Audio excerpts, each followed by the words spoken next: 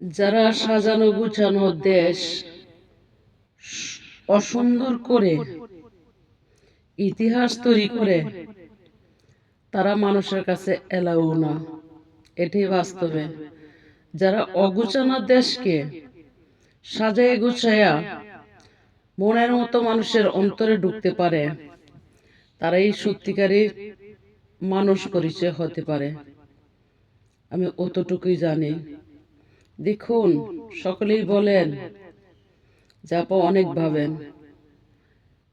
আজ ১.৫ বছরের মধ্যে দেশের মধ্যে যা হইয়া রয়েছে, সাধারণ দেশের নাগরিক হইয়া যেই পরিমাণ ভাবছি আর ভাবতে হচ্ছে, তা কল্পনার বাইরে। ভাবতে ভাবতে অসুস্থ হইয়া পড়ি। কিন্তু যারা এই নিয়ে শাসন করবে, বারণ করবে, তারা কিন্তু এই নিয়ে কিছুই বলছে না। তাদেরকে আমরা দেখতাছি সাধারণ নিরীহ মানুষ আওয়ামী লীগকে সাপোর্ট করাতে, আওয়ামী লীগকে ভালোবাসাতে, জয় বাংলা স্লোগান দেওয়াতে তাদেরকে অ্যারেস্ট করতেছে। এই তো আমাদের বাংলাদেশ।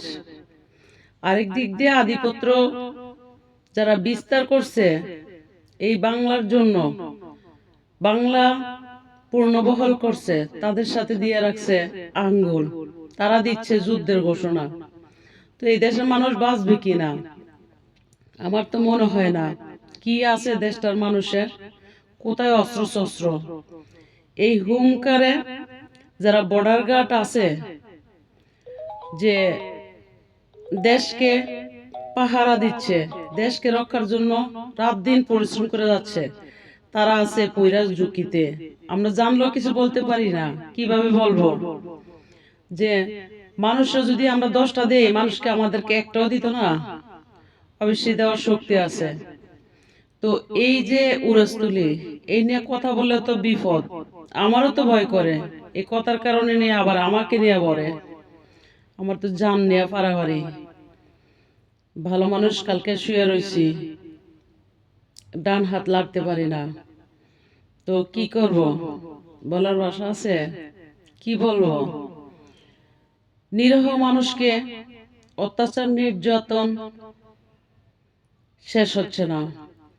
তো ঠিক আছে, ভালো থাকবেন। খোদা হাফেজ। পাশে থাকুন, চেষ্টা করব।